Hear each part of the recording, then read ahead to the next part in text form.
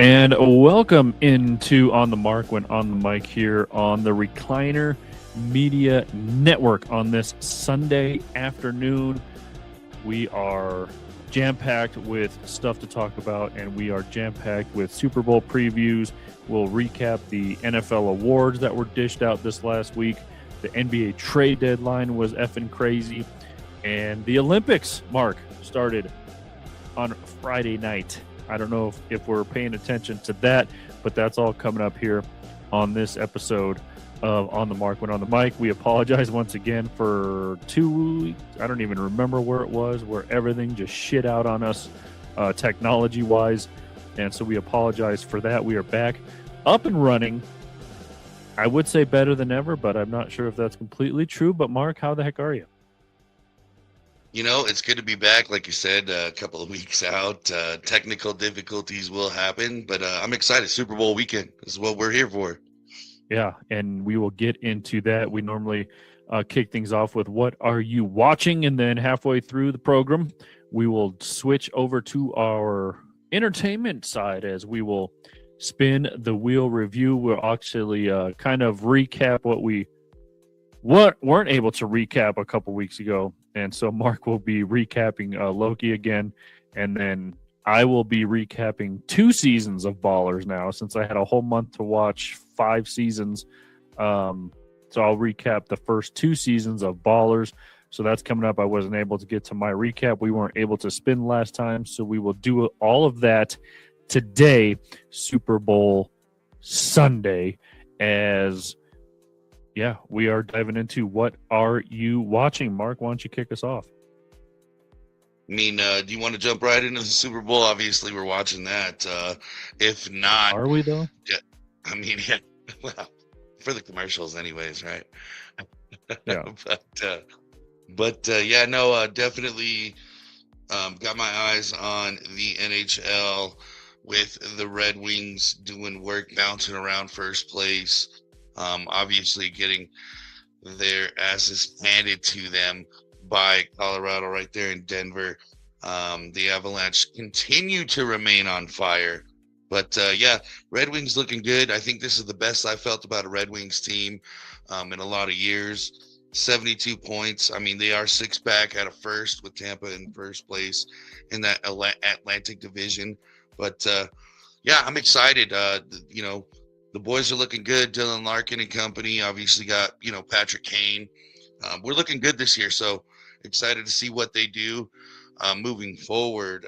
Along with some of the surprising outcomes, where, you know, I thought the Islanders might have been towards the front a little bit more, but they are 9 points back out of first from Carolina, and the Ducks hanging around in that Pacific. So yeah. Keeping my eyes on hockey. Second half of the season kicking off. Love this part of the season for hockey. Yeah, it's been interesting. The Avs almost, I want to say they almost like skidded into the Olympic break. You mentioned the game against the Avs in Detroit. Avs handed them a good one, and then Red Wings got revenge a couple days later in Colorado, so they switched off a little bit there. The Avs had some semi-good. I thought we lost in Colorado. Maybe it was the opposite. I don't remember now, but yeah, I mean, Avs got some kind of good news in that Landeskog is healthy because he's playing for Team Sweden. He did not come back to play for the Avs before the Olympic break, and I don't know if you're Joe Sakic and the Avalanche brass. You're like, do we want him really playing for Sweden, just coming back from injury? I guess, you know, it's the Olympics. You want a gold medal and stuff like that. But what's more important, I guess, as a team, does a team have the power to be like, no, you cannot go play in the Olympics? Like right now, a Stanley Cup's more important than a gold medal for Sweden. Like, we do not care about Sweden right now. I mean, I wonder if those conversations were had, like, dude, you were like, throw something into, like, we're not gonna pay. I don't know how they would structure it, but like, dude, you cannot go play for Sweden. No, I can guarantee you those rules don't exist, because I remember as a Red Wings fan, Pavel Datsyuk was out for weeks on end with a back injury. I believe this was around the 2014 area.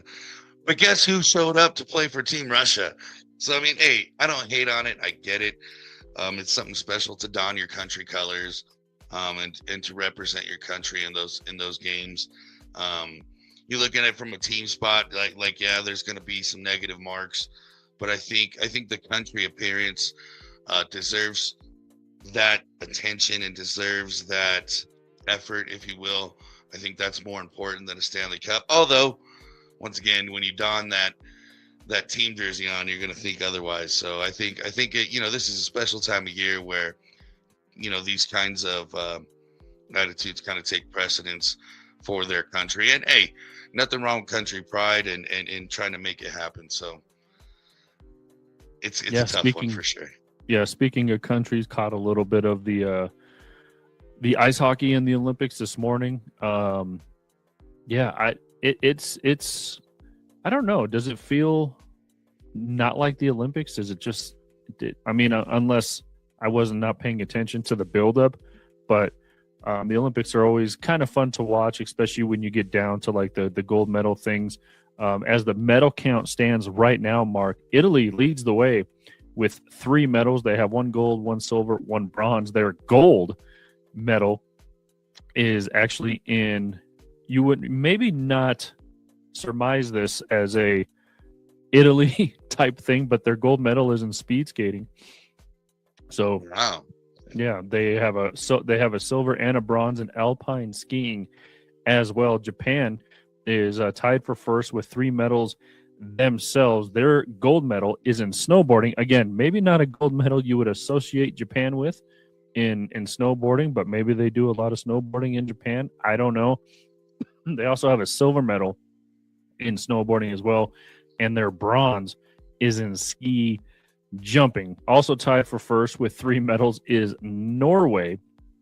Their gold medal is in ski jumping, and they also have a silver medal in speed skating, and their bronze is in cross-country skiing. And if you're wondering, the U.S. has 0 medals as it stands right now. Sweden has 2, Switzerland 1, Slovenia 1, Canada 1, and China 1. Those are your top countries right now, but the good old United States, Mark, with 0 medals to count after about a day and a half of games. Hey, a lot of Olympics left. The red, white, and blue will come true. Yeah.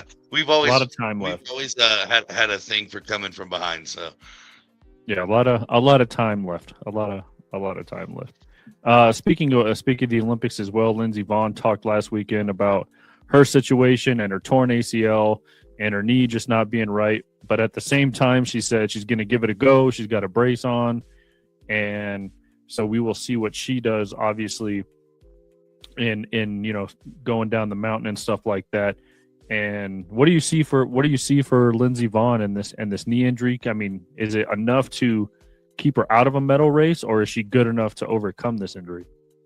And that's so crazy. It's so unfortunate going down on a practice run and getting that injury. I was reading up on that, and that just breaks my heart for any athlete on any level and in any country. You know what I mean? They train so hard, and to come up, injured just what I want to say days before the opening ceremony.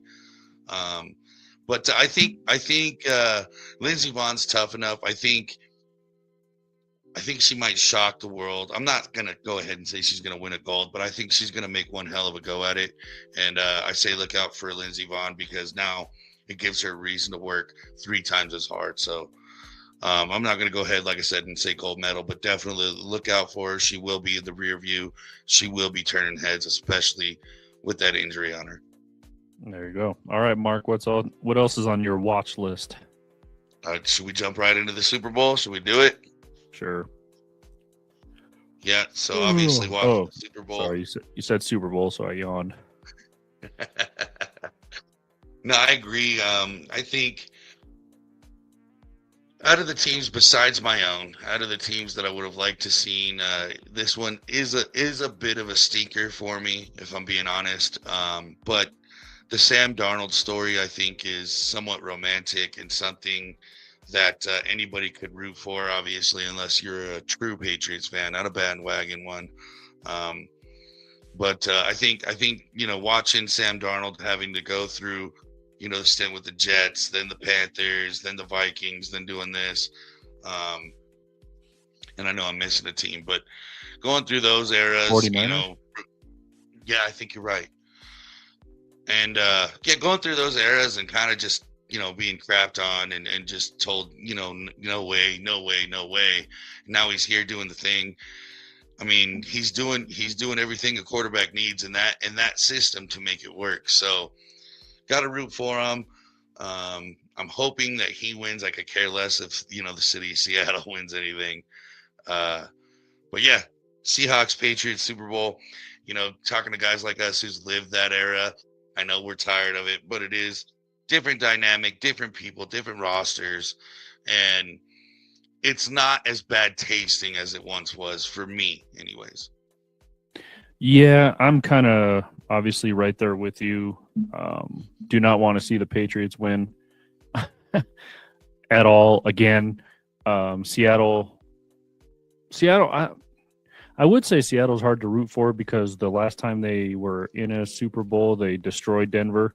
And so you were like, screw Seattle as well. But it's kind of a whole different regime, whole different group of guys. Like you said, the Sam Darnold story is pretty cool. And, yeah, local ties here. Their offensive coordinator, Clint Kubiak, soon to be the Raiders head coach, which if you're from Denver, so I went to the same high school as Clint Kubiak, and he graduated a year before me and shared a football field and stuff like that. Absolute beast on the. I mean, he played defensive back, he played wide receiver, and he was the placeholder for kickoffs or for field goals. So he played all three phases, Mark, if you can include special teams in there as well. But so kind of rooting for him as well. And then when he becomes the Raiders head coach, it's going to be bittersweet. So yeah, that's kind of my goal. Also, is I want to go to Vegas for a game. That'd be cool this next season. But anyway, definitely want Seattle to win. Definitely hope Seattle wins. And yeah, so that's where I kind of stand. You throwing any particular bets on the game? Yeah, so I've got Seattle. This was one of the prop bets, and I didn't get to parlay them, so the bet numbers aren't going to add up. But and I don't remember them off the top of my head. But I got Seattle over 30.5 points. I predicted the score 31-17 Seattle. Got the opening coin toss being tails. Got the color of the Gatorade being orange at the end of the Super Bowl. What app are you using? DraftKings. Oh, okay. I was gonna say, are you using that new Kasha app where you can literally bet on the weather, like if it's gonna snow tomorrow? Yeah. Have you seen that? Not doing that one. That one seems a little sketch. That one's crazy though. Got to be careful on that one. But I will say this: the lights are still on, as you can tell. So I've been doing okay these past couple of weekends. But no, the other one is the first drive will end up in points. Whoever has it, whether it be a field goal or a touchdown. And then I think the last one, this was a fun one. This was my last pick was, will the Seahawks make a pass on the 1 yard line or closer in this game? And I said, yes, I think they're going to repeat history. So that'll be fun to watch. There you go. Yeah, it's kind of hard without a dog in the fight to really care. Obviously, it'll be on the TV. A lot of controversy with the halftime shows, I guess, plural there. Which is weird. Huh? Which is weird. Like, don't get me wrong. Like, I get all the political BS behind everything, but having a Bad Bunny and then an old Green Day, mind you. Well, they're doing the national anthem. Oh, is that what they're doing? Yeah, no. The side halftime show is what, Kid Rock. Oh my goodness. Yeah, so if you're American and love Jesus, you'll be watching the Kid Rock one. Yeah, I don't.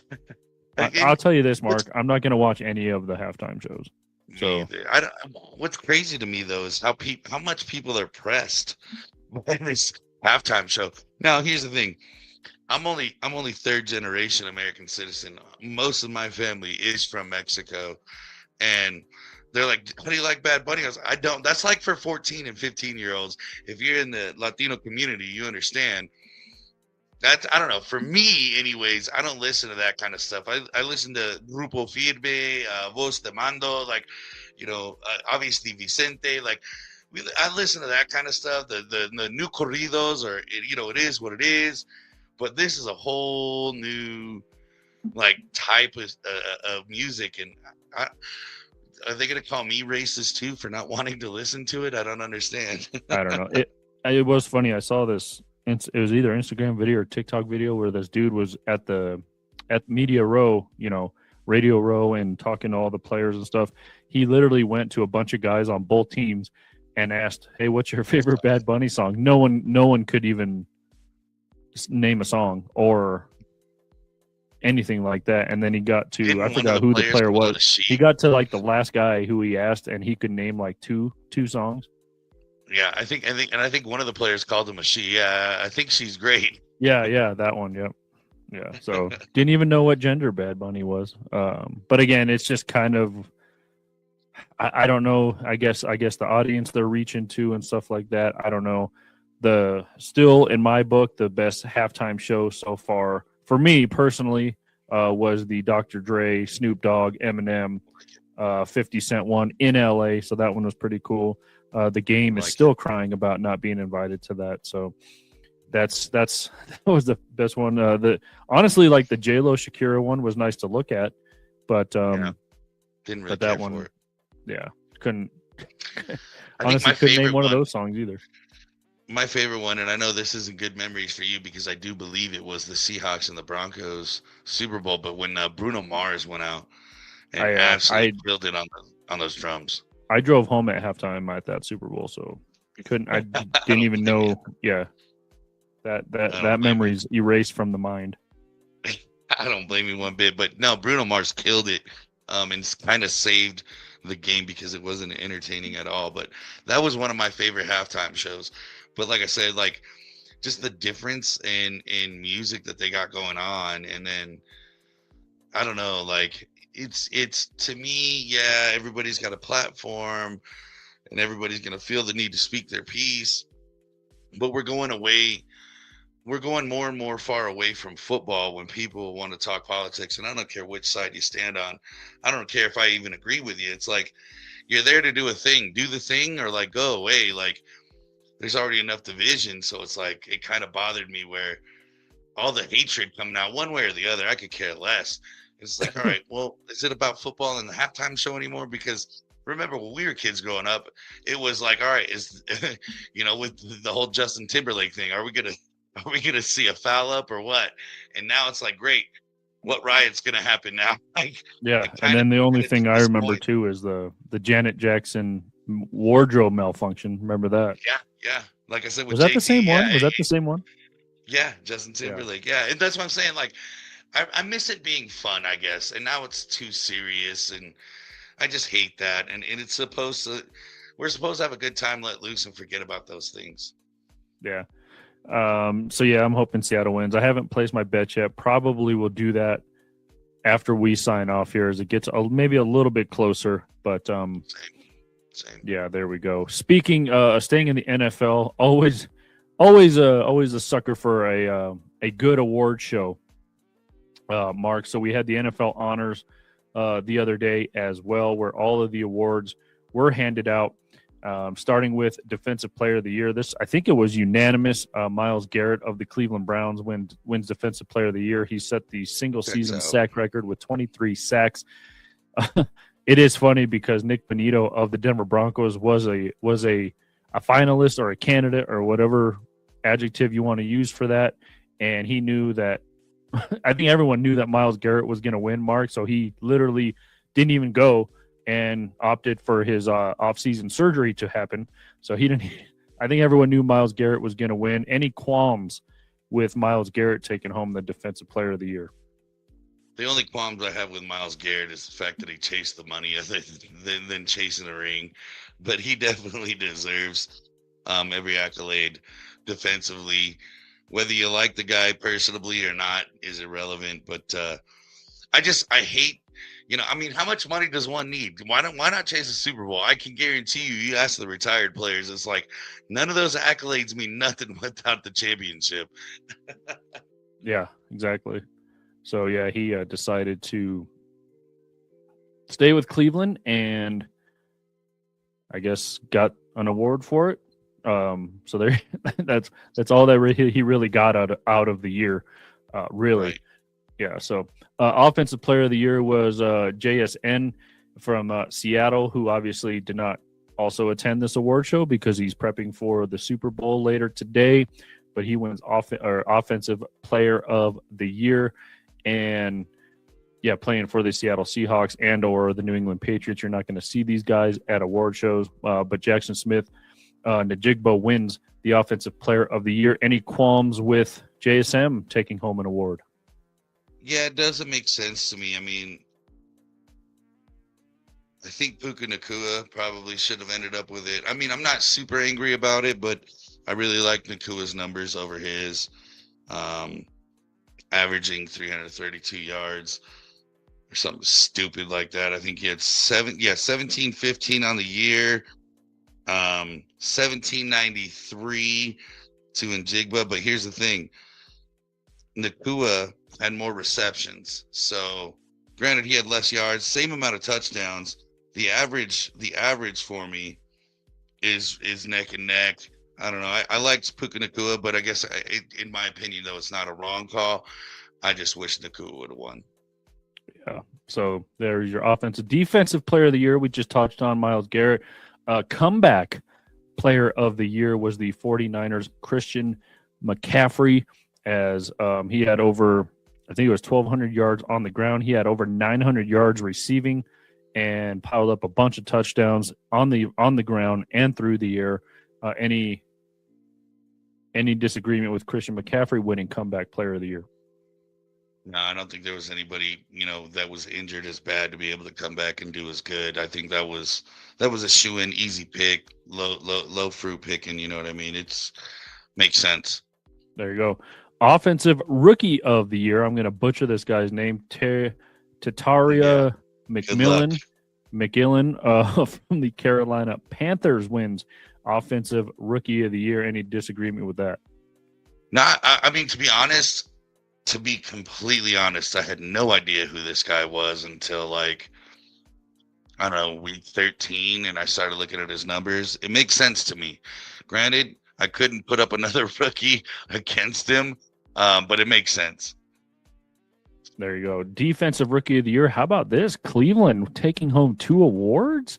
Defensive rookie of the year, Carson Swessinger, the linebacker from Cleveland, as he wins the defensive rookie of the year. Any problems with that one? No, I like that pick.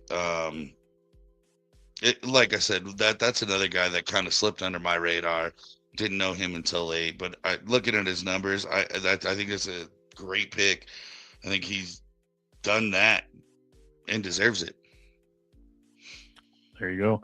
And then coach of the year was Mike Vrabel, heading to New England and obviously getting that team to a 14-3 record, obviously in the Super Bowl. And then his assistant, Josh McDaniels, wins assistant of the year as well.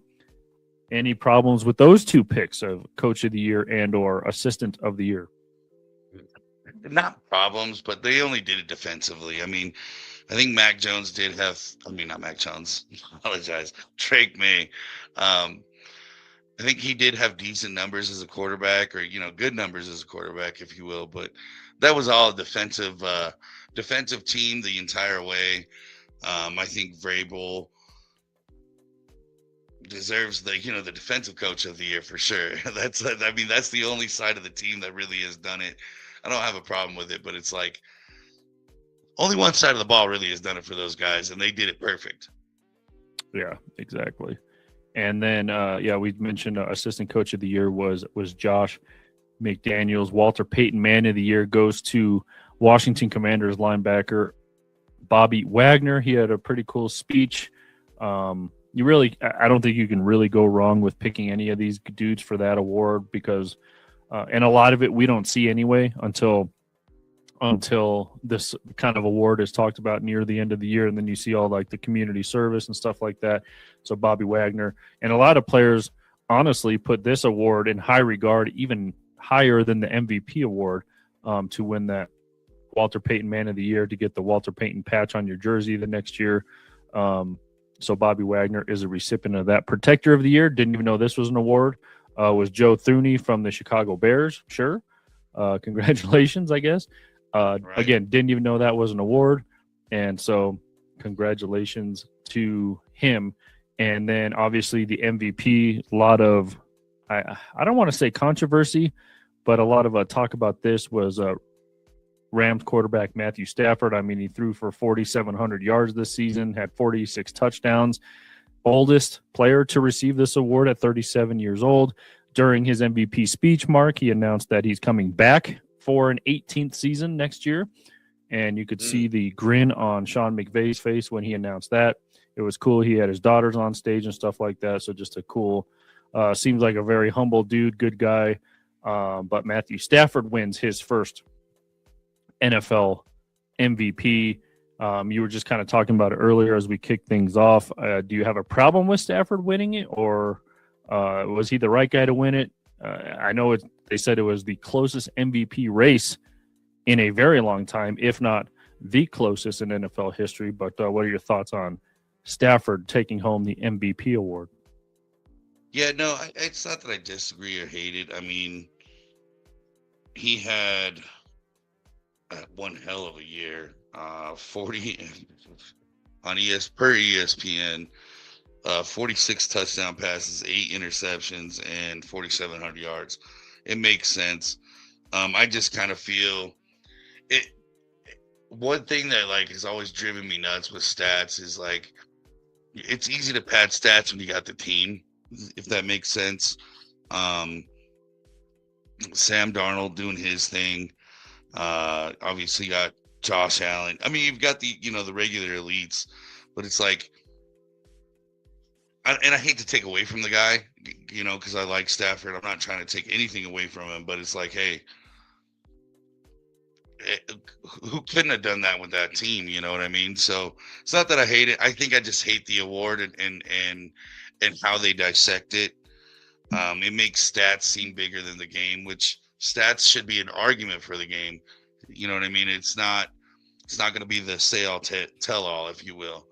But no, I get it and I like it. I think that was kind of a stats thing more than a actual most valuable player argument, if you will. All right. Yep. So Stafford wins his first MVP. I mean, there was a lot of people. Obviously, people were pissed that Bill Belichick and Robert Kraft were not inducted into the NFL Hall of Fame. Again, could care less about any of those two guys and the whole Patriots organization as a whole. So that did not bother me at all. I get it. Belichick, whatever, 6 Super Bowls, but what the hell did he do without Tom Brady? Is that the conversation that people inside the NFL Hall of Fame are having? Obviously, Robert Kraft, pretty good at putting a staff together, but you make it this year with Mike Vrabel and Drake May. So I don't know what kind of argument that these people have, but what do you make of Kraft and Belichick not being inducted into the Hall of Fame? Listen, no one I absolutely hated that entire era. And I took pride in hating him the most. So no one that I've known has hated him more than me. But my argument goes towards the league now, where it's like, if you got these accolades, you got these numbers, you've got all of these successes, where does it stop, right? So if he's not a first-time ballot, I don't care how you feel about him. If that doesn't go, then what deserves it? Then all the guys that have done less than that are in the Hall of Fame, does that mean that their award means nothing because that's where that Hall of Fame is going. It doesn't make sense to me. It doesn't compute. Yeah, we could talk about Spygate, we could talk about Deflategate, but at the end of the day, the numbers are the numbers. They stood. It is what it is. Like, I don't understand. It's not quite a complex argument like, the Barry Bonds and the steroids era, with Mark McGwire and Sammy Sosa in the Hall of Fame. I think this is way different. So it's like, so what do you tell the guys past him? Okay, this is the standard now. So now I got to win 7 Super Bowls to get into the Hall of Fame. Like, what are we doing? Yeah, it's, again, I don't know. I don't know what the conversation is had. I don't understand, again, what the time frame. I guess Belichick's been removed for the exact time that you need to be eligible, but some coaches are like inducted as, like, Kraft is still the owner. Like, how is he able to? I don't know. Again, coaches and owners and stuff like that, I don't know what the criteria is. I don't think anybody knows at this point. So, again, that was a big conversation as well. But some of the guys who did get in, Mark, some may surprise you, some may not, I guess. But Drew Brees, maybe a shoo-in this year. What do you make of Drew Brees getting into the Hall of Fame? I like that. I think it's well-deserved. The numbers are there. Super Bowl win is there. I like it. All right. Kind of a maybe the controversial one was Luke Kuechly. Only played in the league for 8-9 seasons, retired when he was 28 years old, Mark. So his numbers aren't really up there. Played in 1 Super Bowl, lost ironically to the Broncos. And so I don't know. What do you make of Luke Kuechly getting in?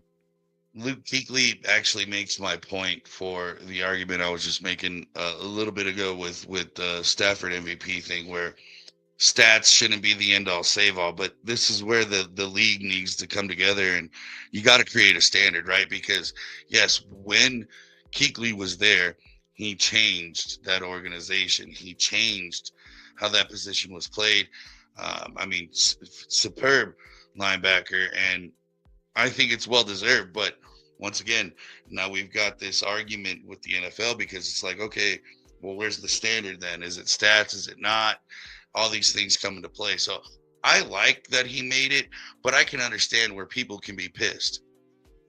Right, exactly. And then I didn't know this guy was second all-time in receiving yards, but Larry Fitzgerald also voted into the Pro Football Hall of Fame. Doesn't have, I guess, the accolades to go with it besides his stats. So maybe his stats did tell the story. Doesn't have a ring. I don't know. I don't have it pulled up in front of me. Don't made it to a Super Bowl. Obviously lost to Pittsburgh, but Larry Fitzgerald, is he deserving of this nod to the Hall of Fame? I grew up watching Fitzgerald. I watched most of his games. I think so. But like you said, once again, that's kind of where stats come into play, and this is where the diversity in arguments comes in, because it's like, okay, well, yeah, second in all-time receiving, we can throw in a bunch of different stats, but like you said, he's never won the big one. So it's like, what are we doing? Me personally, love the call. Think he's well deserved. Plus, being living in Arizona through his entire career and watching what he's done for certain communities, I think he's well deserved. But not everybody's going to see that. Not everybody's going to agree. Yeah, I actually had a Larry Fitzgerald jersey back in the day, Mark, and it was like it was their cool alternate black one. I always loved that. Oh, I like that. Yeah, I love that one.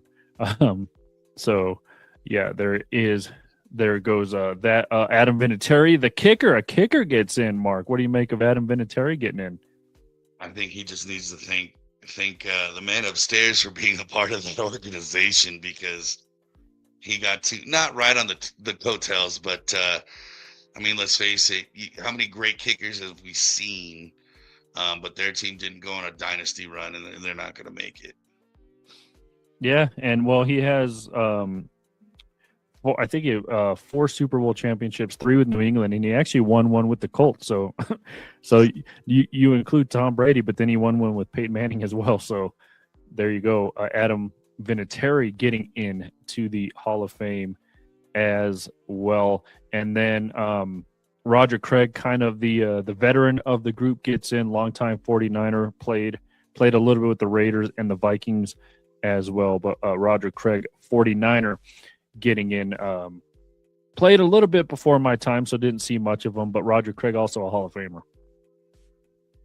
Same, a little bit before my time as well. So, but that was the right team to be on once again. So, I mean, I feel like everybody on that roster kind of showed out. Yeah. So, there you go. So yeah, Drew Brees gets in, Larry Fitzgerald, Luke Kuechly, Adam Vinatieri, and Roger Craig as well. So the Hall of Fame team was obviously announced during that NFL honors. So there's your recap of all the awards that were dished out.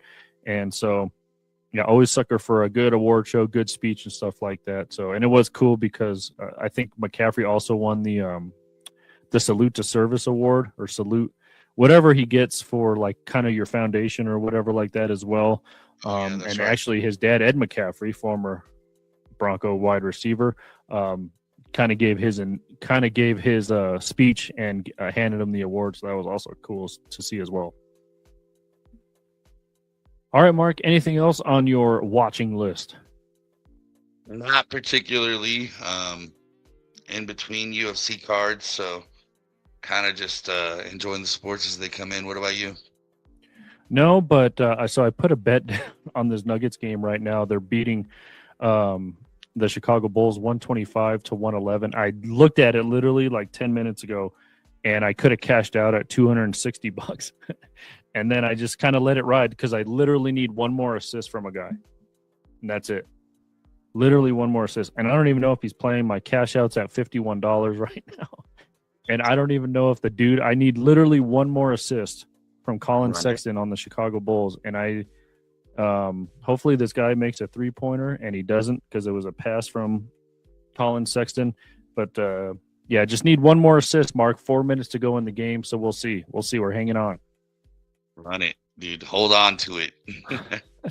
I know. I looked at that. I literally opened the app and it said 260, and I was like, holy crap.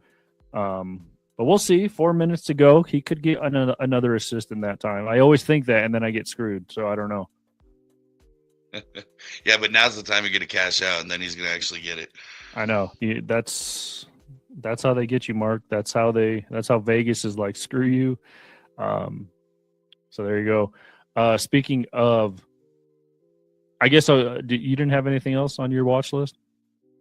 Really, man. I mean, it's Super Bowl weekend. There you go. All right, well, I'm going to finish up my watch. Maybe not finish up. Really quickly here, Unrivaled. We're entering the playoffs. It's kind of cool, kicking off this week as well. They do like a one-on-one tournament, so that's pretty cool. And if you watch the video from Unrivaled, every player walks by this kind of a poster board, and they get to see who they're matched up with. And Kate Money Martin had the funniest reaction to see who she's playing one-on-one this week. But if you're interested, Natasha Cloud would be against Chelsea Gray. Sonia Citron. Oh, God, I love Sonia Citron. She had the game winner the other night for the Hive. She will be going one-on-one with Marina Mabry, which is going to be fun to watch because Mabry's always fired up, always fiery, always starting crap. So we will see how that goes. Rachel Banham and Kelsey Mitchell, Brittany Sykes, and Arike Umagawali, Dominique Malonga, who dunked in a game. Don't know if you saw that. She dunked in an Unrivaled game, so that was kind of cool. I did not see that. Good for her. Yeah, that was cool to see. She's going up against Aaliyah Edwards, Ray Burrell going up against Ryan Howard, Jordan Canada against Skylar Diggins, Kate Martin, who I just mentioned, going up against Paige Beckers. She did not like that matchup, but we will see. They both can shoot, so we will see. Natasha Heidemann and Kelsey Plum, Rakia Jackson and Kalia Copper, Shakira Austin and Derica Hamby, Tiffany Hayes, Jackie Young, Veronica Burton, Courtney Williams, Sonia Rivers and Alicia Gray, and then Alyssa Thomas versus Aaliyah Boston. I said Aaliyah Boston earlier. It's Malunga versus Aaliyah Edwards, and then Alyssa Thomas versus Aaliyah Boston. So 2 Aaliyahs in there. So these are your one-on-ones right there. Going to be fun to watch. Yeah, that's actually like a couple of those matchups. I gotta tune in on that. That's gonna be fun. Yeah, cool to see. 3:40 left in this. Sorry, I'm going to keep you up to date on my stupid bet that I have. No, I'm 2:40 curious. to go. Because we got to put it all on the game. So Yeah, 3:40 to go. Nuggets are up 15. So all I still need is one more stupid assist. Speaking of the NBA, Mark, this kind of ties in with what I'm not watching. I'm done with James Harden. So this is about the fourth or fifth team he's quit on now, the LA Clippers. Yeah. Apparently, Donovan Mitchell wanted him in Cleveland. I don't know who goes to Cleveland on purpose, except if you're going into the Pro Football Hall of Fame. But that's not even Cleveland. They had to put that in Canton because, unless you're going to the Rock and Roll Hall of Fame or anything like that. So James Harden gets traded to the Cleveland Cavaliers. He's going to make his debut tonight. This trade just shows how stupid Dallas is. It was a year ago that they traded Luka Doncic to the LA Lakers, and now they trade Anthony Davis to the Washington Wizards. And then yesterday, Mark, they come out and say he's done for the year. So the Wizards are like, what the hell? They traded for Trae Young earlier this season, and he's still sitting on the bench.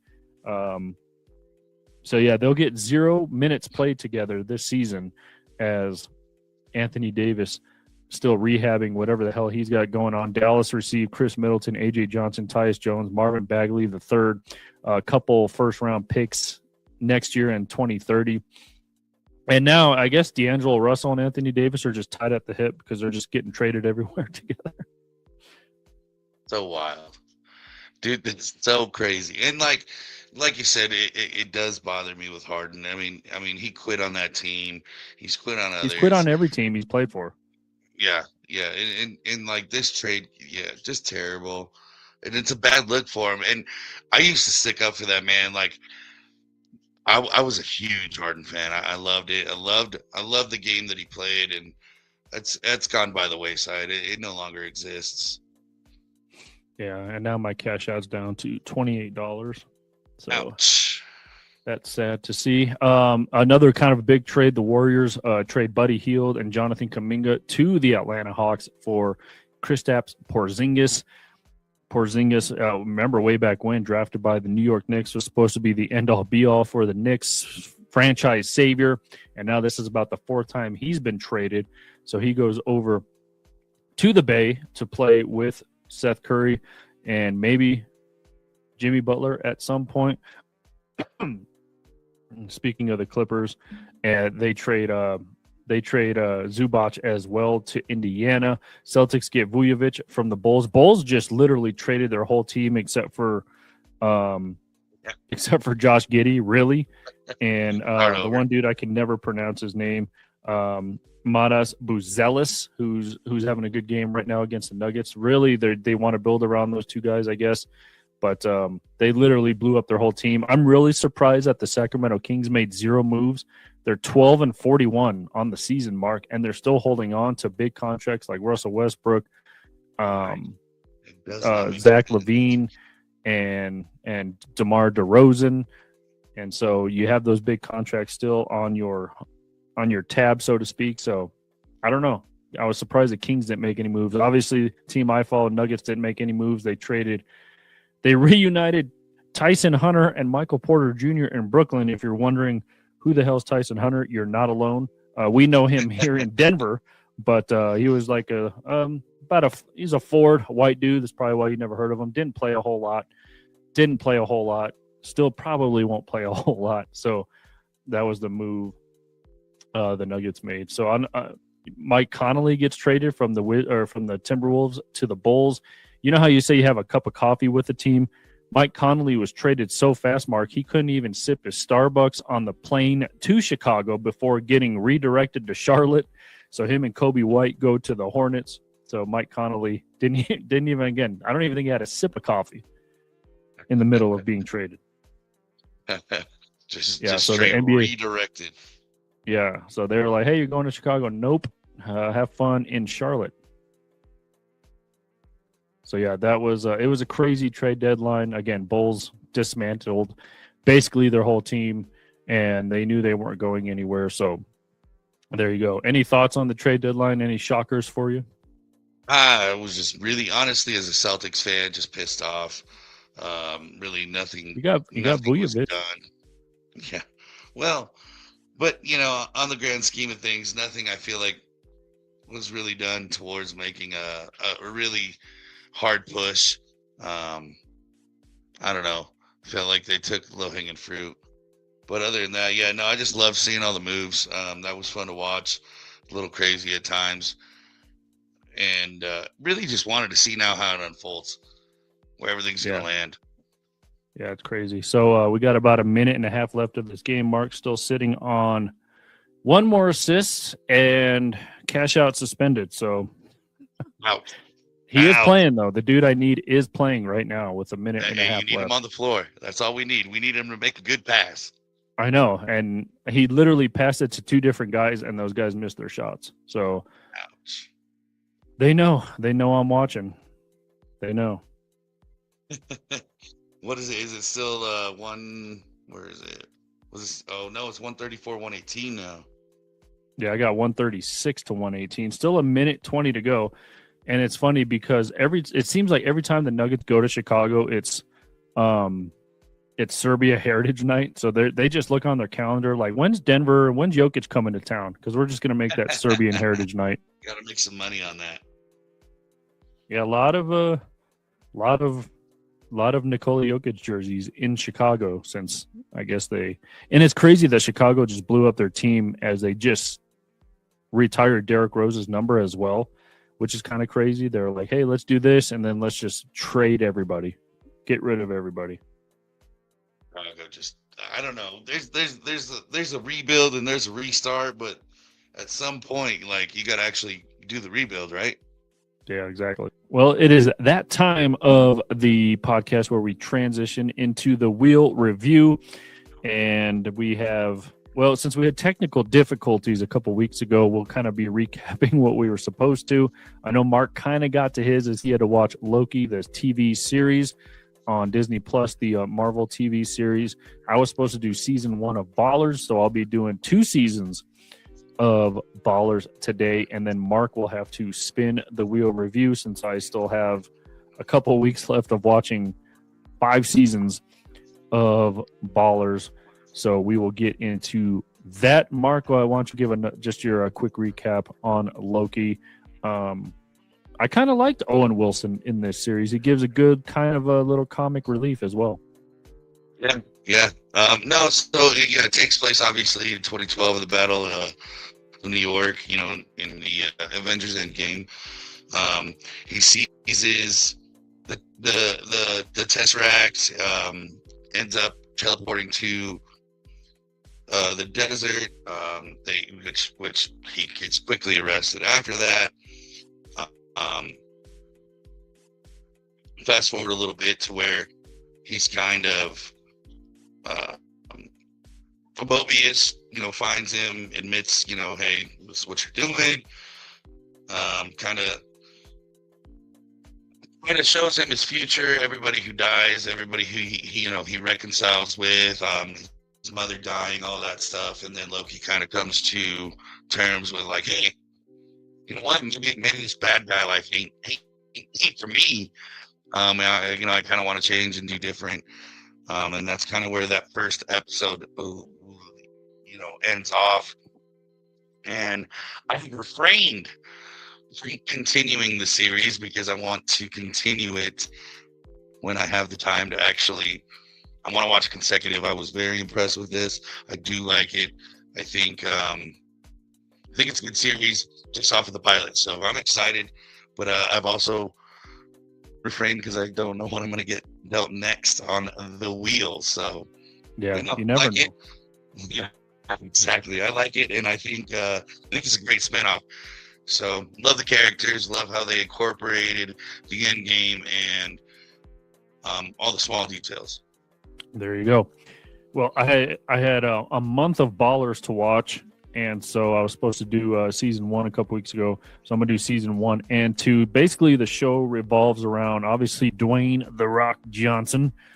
Kind of cool. They show kind of his highlights because he did play college football at Miami, so they kind of show that. What I like about this show, and I think I said this before, all of my equipment just started failing on me last time, is that they use, there isn't product placement is abundant in this show, whether it's NFL teams. I just love how they don't use fake anything. like, you know, those shows or those movies or whatever, that you have to make up fake teams because they didn't get the licensing or whatever from that product. So, you know, there's a lot of Dolphins logos. First couple seasons are based in Miami. Strasmore, former Dolphin, won a Super Bowl with the Dolphins. He hit a dude on a play, ended his career, ended that other dude's career as well, who we'll later talk about in later seasons. But he becomes like a sports agent, you know, a financial manager, whatever you want, not an agent, but a financial manager. You know, he gets teamed up with this dude, a very funny actor as well. But it just kind of, you know, he's going through his own stuff, popping pills and stuff like that. His partner Joe brings him in to H&M because of his name. You know, he can maybe bring in those big guys like a Terrell Suggs and stuff like that. Denzel Washington's kid is one of the main dudes in this show as well. So it's really cool, really cool. Ricky Jarrett is his name in the show. Charles Green, if you've seen, I don't have his actor name in front of me, but if you've seen him, he's been in a lot of movies and stuff like that. He was in Sinners. So there you go. Vernon Littlefield is one of the big names, obviously a made-up name. One of the guys they represent. He's trying to get a big deal with the Dallas Cowboys. And he goes through a lot as the season kind of moves on, and you know, his struggles to protect his clients from themselves, like, you know, marijuana, girls, drugs, and just everything in the light show. It kind of shows that side of it as he first joins H&M, excuse me, with his partner Joe. Joe, funny dude, parties a lot and stuff like that. So there you go. Season 2, kind of bigger money, bigger problems. The business side of football just kind of moves front and center.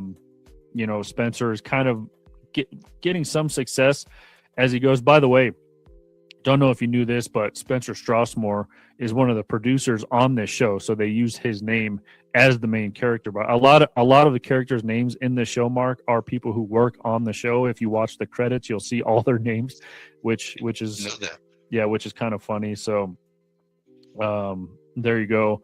A lot of the people just see him as just another player. But he tries to be like a player manager. He was a player and stuff like that. He tries to show them, you know, ownership, politics, long-term consequences, whether it's financial, emotional, and physical, all that stuff like that. So it's just a really, really good show. You know, the first 2 seasons are really entertaining, fast-moving. You know, I love just just how they show just real, probably what it's like behind the scenes and stuff like that. Jason Antonopoulos is the name of the agent that they use. You know, he's on the phone constantly trying to make deals and stuff like that. Also, Charles Green's character, another retired football player, he goes to work at a car dealership. And then he eventually gets back into the NFL as well. He won a Super Bowl in his playing days with the Miami Dolphins as well. You know, and he struggles with being a dad and and stuff like that. Ricky Jarrett's probably the most flawed character in this show. You know, whether it's with women again, in later seasons, he deals with concussions and stuff like that. And, you know, he gets put in kind of the first thing we see in the show, talking kind of about CTE. He goes and gets tests done and stuff like that. But that's later seasons. But look, this is probably, Mark, my most favorite thing that The Rock is in. He plays his character, I want to say flawlessly, because it pretty much is. And you see the struggles that he goes through as an ex-football player as well. Again, popping pills because of injuries and stuff like that. You just wonder watching this, like, is this really how it is behind the scenes, whether it's with agents, with financial managers, with dealing with not playing anymore.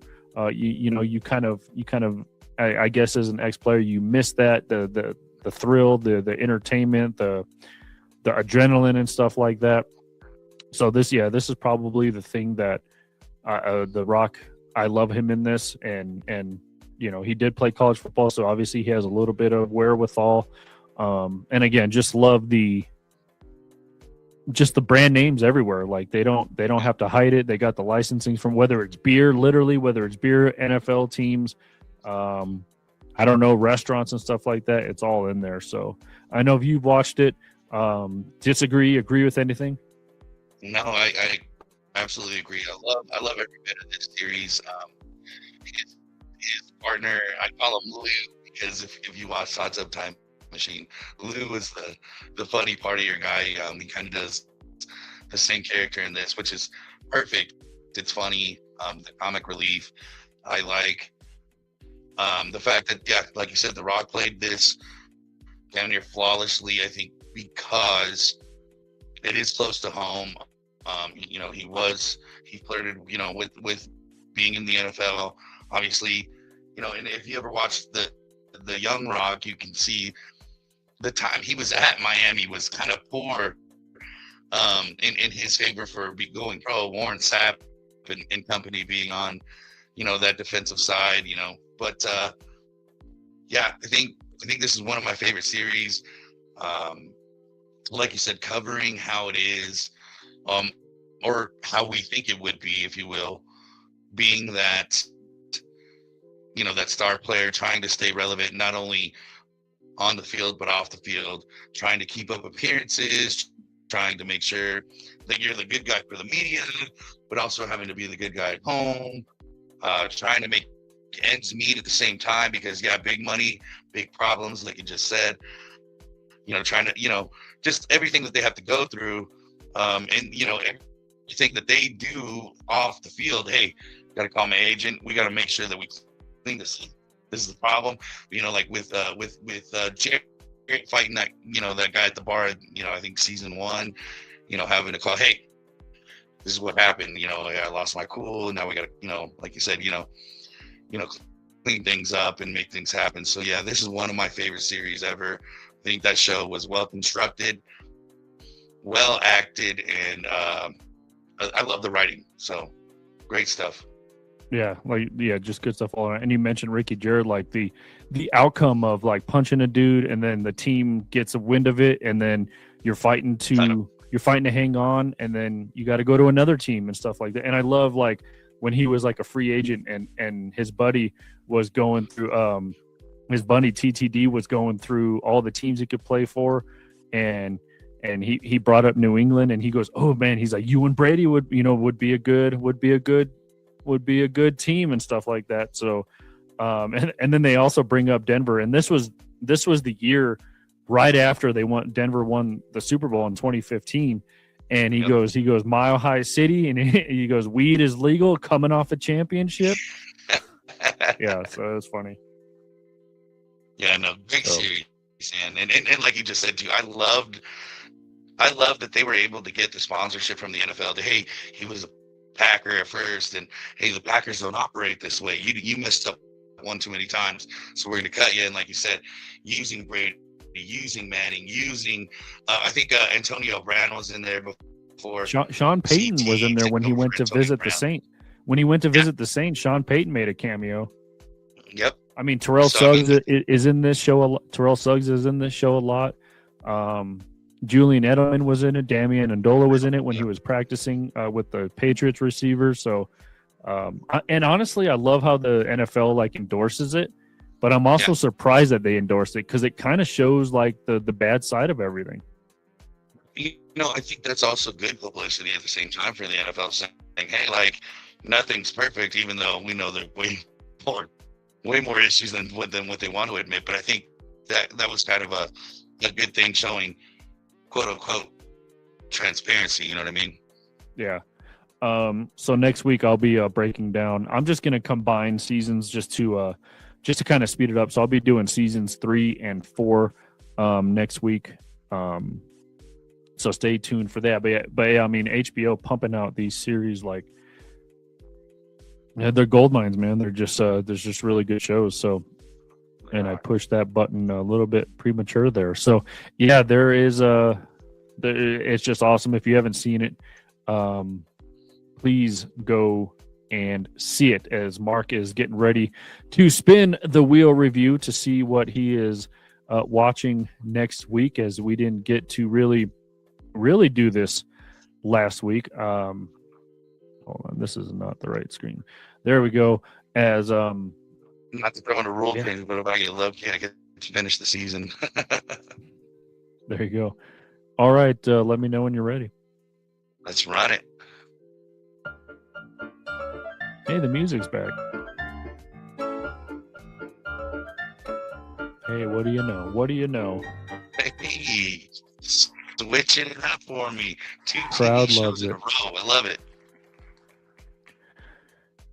There you go. Good old. Tell me it's meant to be. Tell me it's meant to be for Loki. I've been patient. They say those who wait get rewarded, right? Maybe. All right, let's see what genre you're watching, though.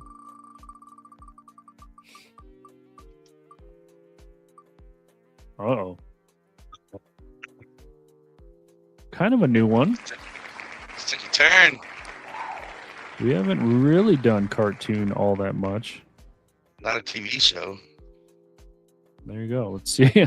So your options are Futurama, Simpsons, Family Guy, American Dad, Star Wars, South Park. Pretty much all the good ones, right? I think I watched every one of those cartoons except for the Star Wars ones. I don't even know what Star Wars could be on here. Well, you just skipped it, so there you go. American Dad. Great show. All right. Let's see how much you're watching. Let's see how much you're watching. I forgot where this is located. It's been a minute. It's been a minute. Yeah, it's been...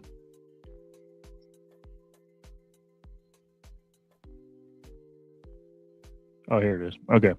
So there you go. The options are just the pilot, 5 episodes, or co-host choice. So here we go. Uh-oh. Oof. Uh-oh. All right. So I guess it's my choice to choose your destiny, Mark. I don't know. How about this? How much do you want to watch?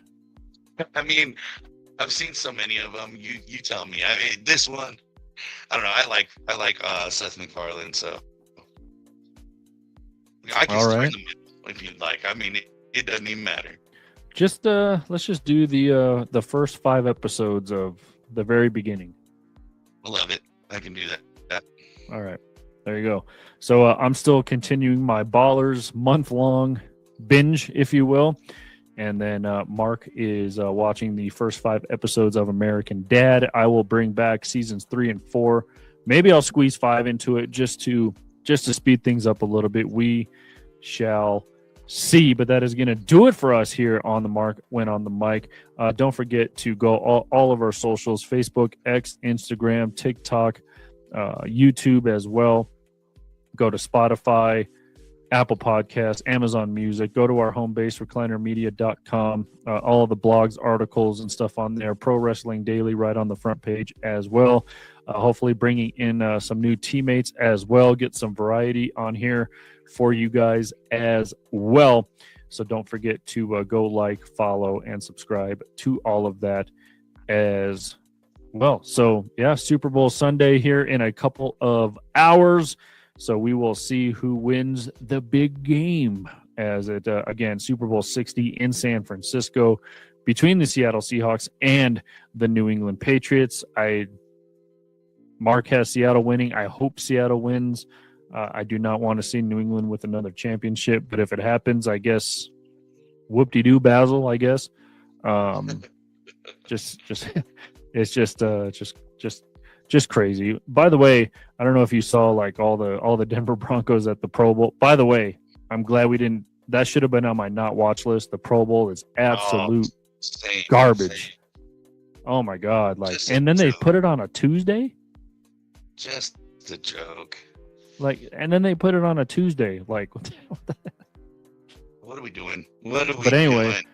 Yeah, definitely not watching the Pro Bowl ever again. I didn't watch it, but I just noticed it was on Tuesday. Anyway, a lot of bitter Broncos at the Pro Bowl saying, they were upset because they knew the better team did not win that game, blah, blah, blah. If Bo Nix was still healthy, blah, blah, blah. As Dwight Schrute would say, if only injustice were candies and nuts, then every day would be gut and toot fest. So, Amen. yeah, it does suck. But hey, that's why everyone here is saying go Seattle. There you go. There you Yeah, go. I which like is- that. And you know what? And on top of it all, just go Sam Darnold and go our bets. Like, Hey, that's how the about only Sam thing I'm- Darnold being the first quarterback from the 2018 draft class to even make a Super Bowl? And remember, that draft class included Josh Allen, Lamar Jackson, Baker Mayfield. So there you go. Get it. Win it. Win it There you all, go. Sam. Come on, dude. You His got it, Sam. grandfather was one of the first Marlboro men, so I mean, he's got to do it. Yeah. He went from all the way from hearing and seeing ghosts with the Jets to making it to the Super Bowl. By the way, if you're Minnesota, you're probably like, what the hell is going on, too? Yeah, they should have never let him go. Yeah. We got JJ McCarthy now. Good luck with that. That So, ended up. but that's going to do it for us here. Enjoy the game. We'll be back next week to break it all down as well. Any news goes down, make sure you like and follow our socials. For Mark Saxton, I am Michael Spillman. We will talk to you next week.